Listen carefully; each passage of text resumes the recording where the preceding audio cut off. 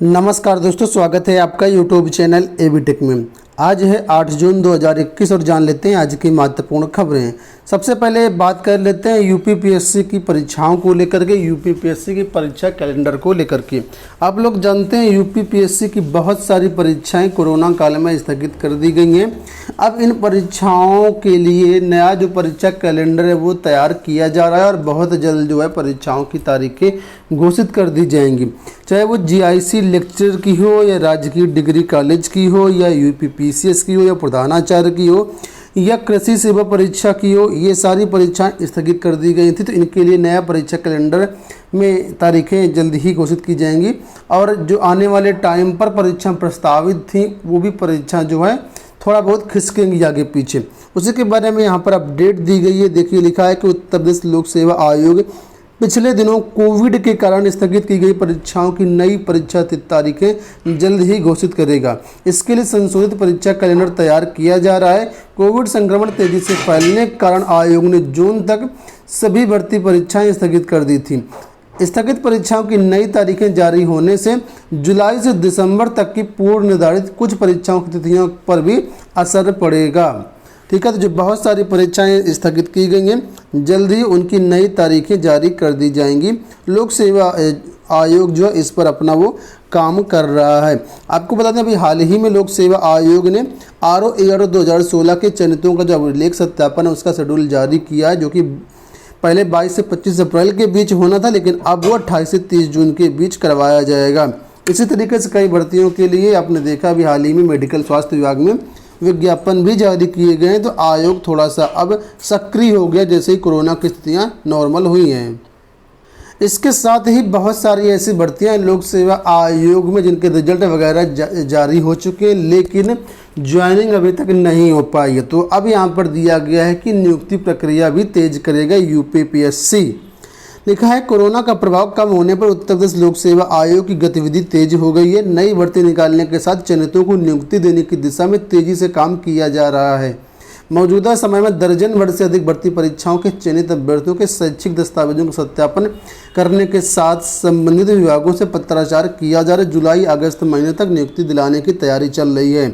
तो कौन कौन सी भर्तियाँ हैं जिनकी नियुक्तियाँ होनी है, तो इसके बारे में यहाँ पर अपडेट दिया गया कि पहला देखिए, RO-ARO 2016 के डॉक्यूमेंट वेरिफिकेशन की तारीख घोषित कर दी गई है। वहीं PCS 2020 ACF RFO सहायक वन संरक्षक अधिकारी क्षेत्रीय वन अधिकारी 2020 डाइट प्रवक्ता के 45 पद हैं। LT गेट 2018 के तहत हिंदी के 1400 व सामाजिक विज्ञान के 1851 पद हैं। प्रवक्ता राजकीय इंटर कॉलेज के 17, RO-ARO 2016 के 260, प्राविधिक शिक्षा विभाग के अंतर्गत प्रवक्ता कंप्यूटर के चयनितों को नियुक्ति देने की दिशा में काम शुरू कर दिया गया है। इनको लेकर के प्रतियोगी छात्र काफ़ी दिनों से जो इंटरनेट मीडिया पर अभियान चला रहे थे। तो ये जो भर्तियों के अभ्यर्थी हैं इनके लिए जल्द ही नियुक्तियाँ हो जाएंगी। जुलाई अगस्त तक यहाँ पर नियुक्तियों की बात कही जा रही है। बढ़ते हैं अगली अपडेट की तरफ। यहाँ पर अपडेट है TGT PGT को लेकर के। देखा है, अभ्यर्थियों को मिले काउंसलिंग करा करके नियुक्ति। TGT PGT 2016 का मामला है, यहाँ पर वेटिंग लिस्ट का मामला है।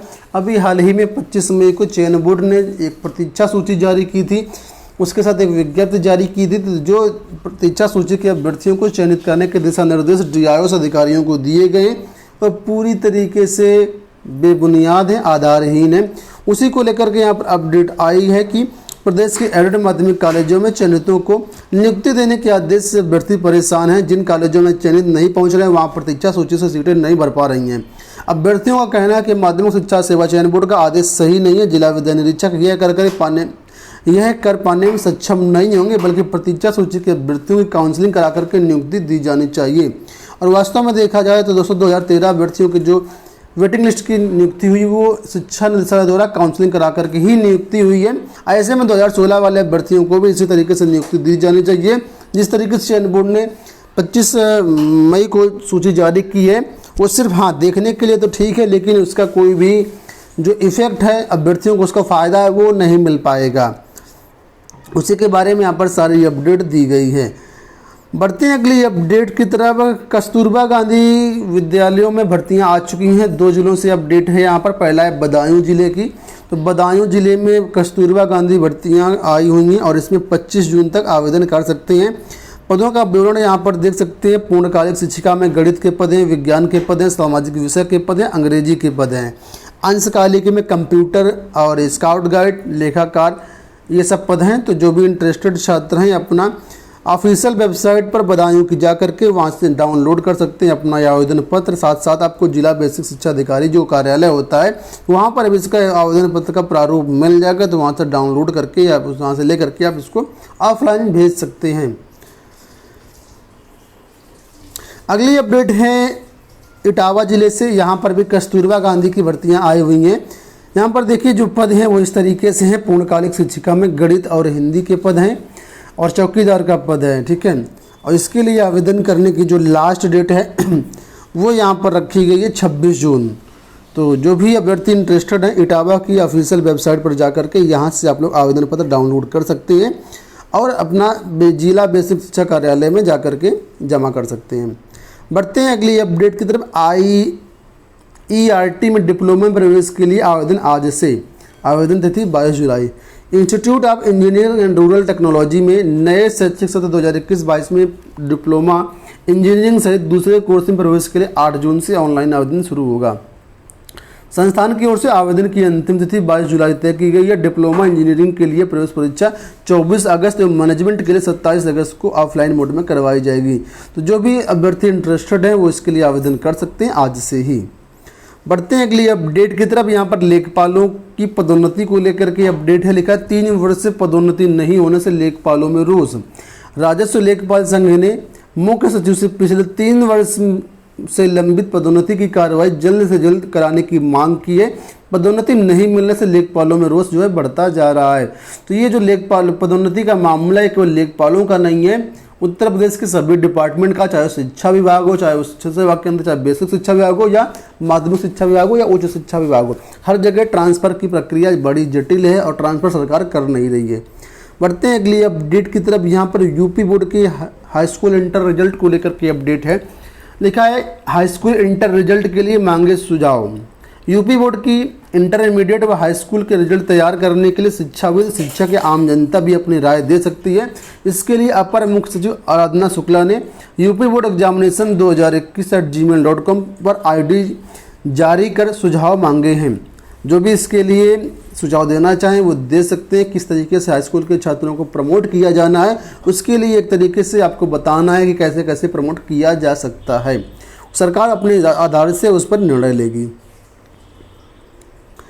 LT ग्रेड हिंदी और सामाजिक विज्ञान ज्वाइनिंग को लेकर के अपडेट है। कल कुछ अभ्यर्थी आप लोग दे सकते हैं लोक सेवा आयोग में धरना प्रदर्शन कर रहे थे। पुलिस प्रशासन ने इनको समझाया, उसी की तस्वीरें आपके सामने दिख रही हैं। यहाँ पर देखिए नीचे दिया गया है कि राजकीय इंटर कॉलेज के LT ग्रेड हिंदी के चयनित शिक्षकों ने नियुक्ति की मांग को लेकर के सोमवार से शिक्षा निदेशालय पर क्रमिक अनशन शुरू कर दिया है। अभ्यर्थियों का कहना है कि आवेदन की तिथि पर आर्ता को लेकर के लोक सेवा आयोग की ओर से निर्णय नहीं लेने से नियुक्ति प्रक्रिया फंसी हुई है। परीक्षा के लिए उनका चयन हुआ और आयोग ने शैक्षिक अभिलेखों की सत्यापन प्रक्रिया भी पूरी कर ली।